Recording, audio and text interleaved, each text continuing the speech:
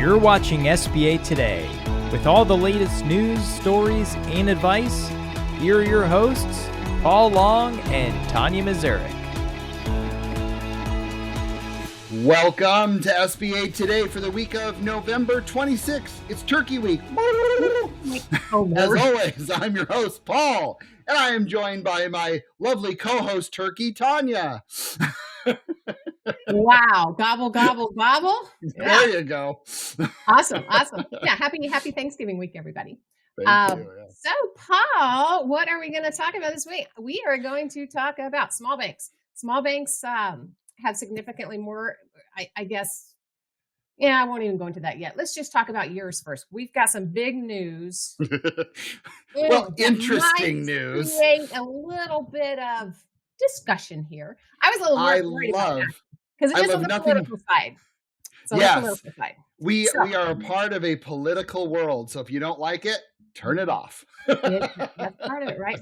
And okay, so I'm just going to say in the news, SBA Today, what does a senator, an entrepreneur, my pillow guy, and Trump's daughter-in-law have in common? Paul's going to tell us a little bit about that. So go ahead.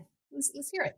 So Inc. magazine came out with an article because I have been very eagerly looking, okay, who has he put for, SBA administrator? It's obviously very interesting. Regardless of your political spectrum, very interesting to hear how some of those things the choices are coming through there. So what's interesting is, according to this Inc. magazine article, these are the people who they believe have a shot at SBA administrator. So first and foremost is Tim Scott, the South Carolina senator, very adamant and about small business. And definitely criticized quite a bit of issues when it came to the hurricanes and that type of stuff. So that could be interesting. And yet he was a loyalist to the campaign or during the campaign as well. That's a trend. We just assume. I know. Well, okay, sure. The Laura Trump, the wife of Eric Trump, is also looked in there. She has her own activewear line as a small business owner.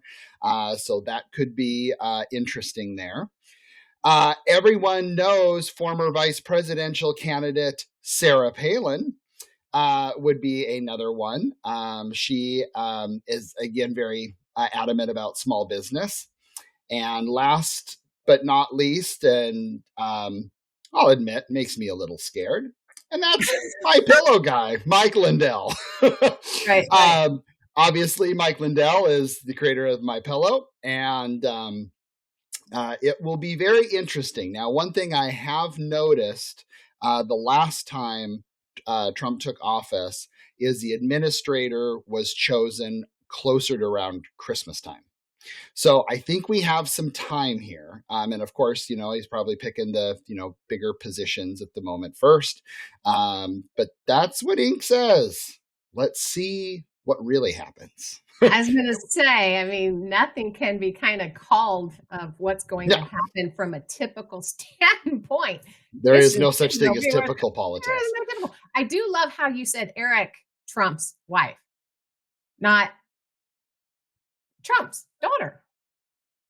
Well, I'm reading the article. Don't throw that on me. Is there a reason, Mr. Paul? Yeah. Okay, so let's chat about that. Who do you think it's going to be? Let's throw some bets out there just because it's kind of fun to do. Since it's not going to be me, as I told everybody on my page that it was going to be me. Y'all do not want that. That'd be a very bad day. Anyway, I will give my vote, and what I think will happen is Mr. Tim Scott. Really? Yep. Okay. Well, I am going to go against you, not because I choose to, but because I have to. Because, sure. Got to be something out there. I'll do Sarah Palin. Interesting. That could be very interesting. Oh, it could be very interesting. All right. But I'm just saying, I will go for that one because I could see Trump liking the TV ready personality, and I could see it. We'll have to see. We do know that obviously Linda McMahon, who was our administrator back on, we'll call it Trump 1.0, that she's now in commerce. So congratulations to her. I felt like she did a great job when she was with the agency. Yeah. So it'll be interesting to see what happens and what kind of shakeups and maybe even rule pullbacks. There's been no shakeups. There's been no shakeups at this point. No, none. I don't see any shakeups whatsoever coming. So we will see. But that'll, I thought that was a very interesting and I'll admit slightly concerning article. Not saying anything. Anyway, we are going to move on. That way I keep my mouth shut, which y'all aren't used to, but I'm keeping my mouth shut. Oh. I don't go into politics. Anyway, okay, so let's talk next about the Coleman report. They came out or showed us the FDIC came out with a pretty good news story that is talking about, when it comes to relationships with banks and kind of going the small versus the big and the different things that we all do, right? So it says small banks are significantly more likely than large banks to meet directly with small business loan applicants. Well, yeah, nearly 90% versus less than 40%. Now, doesn't that just seem pretty common sense to you there, Paul? Just wondering. I think it always depends on the person and the banker. I know plenty of large institution bankers that I guarantee meet with their clients. Well, it's not talking the banker, though. It's talking credit. It is talking about the bank. That is true. There's a okay, fine. Because I would think us loan officers should be meeting with their clients. It's talking, though, the decision makers in the back office. Mm-hmm. Yeah, so there's a difference. Then, that's not surprising. I mean, let's be real. As a smaller institution, that's our selling point. It is our selling point. From it. Like often I compete against national SBA players. Well, what really sets us apart is we meet you in person. Like you actually have a relationship with me and my team. And that's a different thing. So, I mean, and without that, then we're just a commodity, right? We're just. Oh, exactly. Yeah. And that's what it says. It's saying that the decision makers meet with applicants fairly rarely from the large banks, oftentimes less than 25% of the time. And I think when it's talking large banks in that one, it's talking our behemoth banks, the too big to fail banks.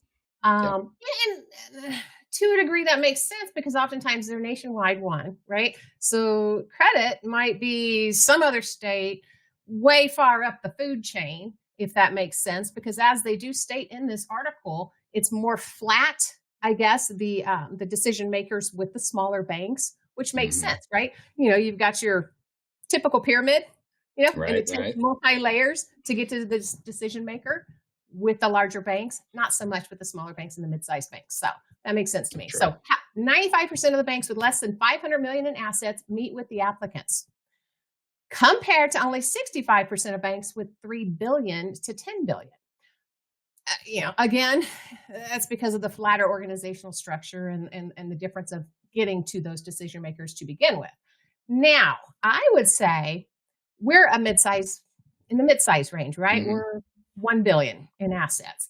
And how we do it, which I'm going to give us a kudos mark here, right? It's one of the pros that I think is our decision makers, our credit officers, they rotate, right? So every couple of months, in general, all of them, including the bank president and the CEO, go to all the different markets, do site visits of all of our different deals, and oftentimes we'll meet with any of the borrowers that we specifically would like them to. If there's any kind of challenges or any kind of things that we think we need to speak with them to show, I guess, what's really going on, especially with our startups. If you think about it, that's projection based, right? So much can come from a conversation with a startup. That's the soft, I guess, ideas basically that you don't always get when it's numbers only. That's going to the back office with our decision makers. So that's pretty cool. That is true. Do you guys do something along those lines? Yeah, no, absolutely. Another thing on this article that I thought was interesting is percentage of banks that typically lend to startups Right. And then do they meet with the decision maker and they separate it out between an SBA lender and a non-SBA lender? Now, in my opinion, if you're going to do a startup and you don't meet the person, what the blank? Like, no matter what size bank you are. Character is going to be so critical for a startup business. It's saying 26% have no meeting and not an SBA lender, where 56 are SBA lenders and meet. And even 56%, I think, is ridiculously low. But, larger institutions willing to take more risk, that's fine. Well, and that's the thing too, is the larger institutions, oftentimes they're not looking at it from the way that I guess us smaller guys are looking at it. They are looking at it strictly from the SBA guarantee. So that is their backup plan, right? And so they're not looking at it from the potential client and all the different, 5 C's of credits or whatever that we do. Like, I had one of my loan officers come out, or my credit decision officers come out, because we had a very it was a hotel bill or a deal. It was a startup, and it was a capital stack. I mean, there had so many daggum things on this that was a little wonky that they decided to come out. Yeah, and so much of what they liked about the deal. Now, we didn't end up doing it because there were some things that came down the line with the capital stack itself. But we were moving towards doing it until, like I said, a couple changes. But and the reason was they met with that client and they saw such a smart guy, knew what he was doing, knew what he was talking about. He had done his homework, and they felt so comfortable with him as a borrower.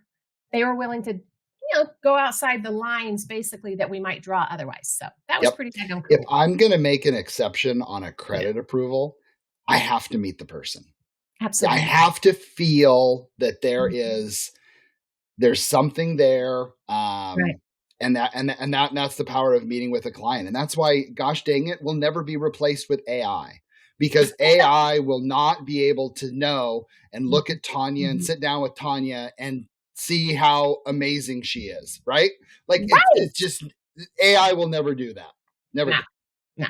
Nor will they be able to sit down with our credit decision officers that are sitting there, looking at more than just the numbers. And I like that, because I think our businesses are not just numbers.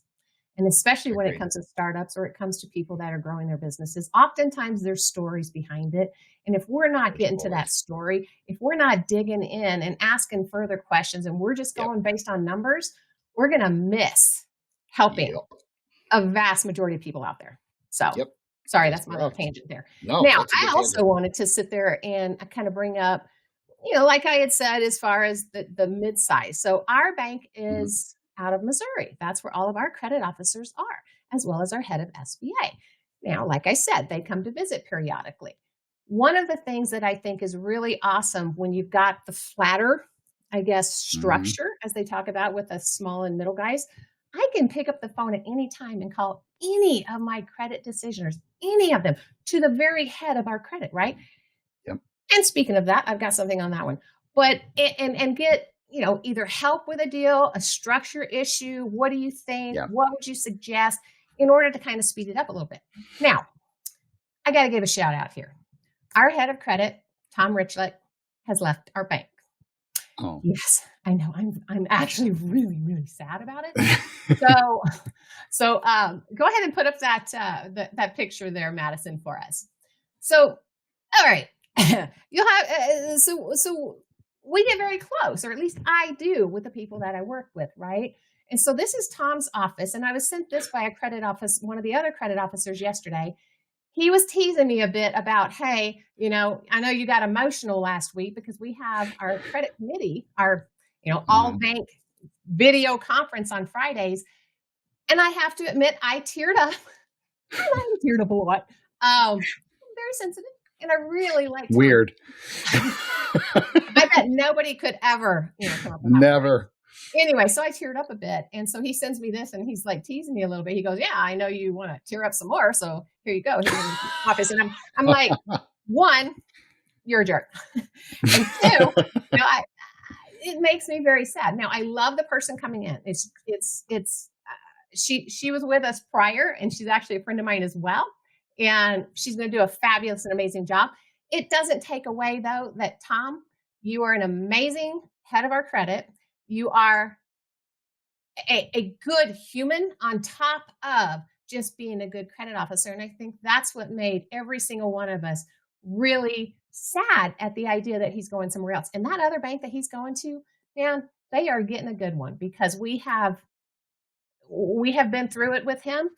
And no matter if he's declined the deal for me, and maybe I've gotten a wee bit upset about it, we always work through it, because he really cared about us as loan officers in addition to the borrowers as well. So Tom, we love you, and we wish you all the best at your next There adventure. is Anyway, there you go. definitely a lot of power when you have a good relationship with your credit person, and you're not going to always get along. And if you do, it's not the right credit person. They need to pull back on things. They're looking at certain things, and it's the game that we play in lending, right?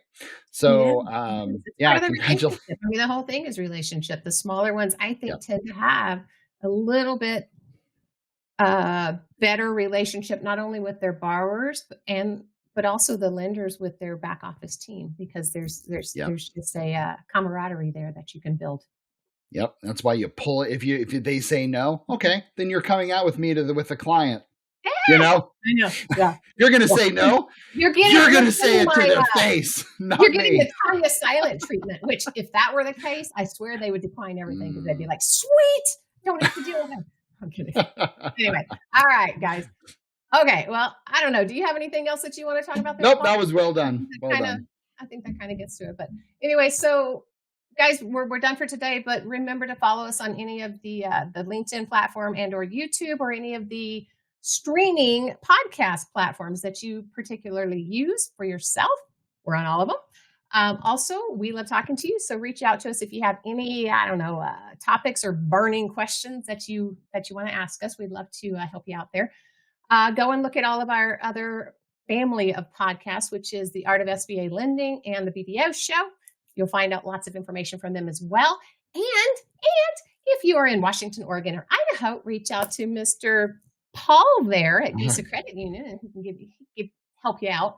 If you're in Colorado, Missouri, Texas, Tennessee, South Carolina, Florida, Arizona, oh my goodness, I did that all by memory. Anyway, reach out to me, Tonya Mazurek at Midwest Regional Bank. And hey, we'll see you guys all next week. See you later. Happy Turkey Day.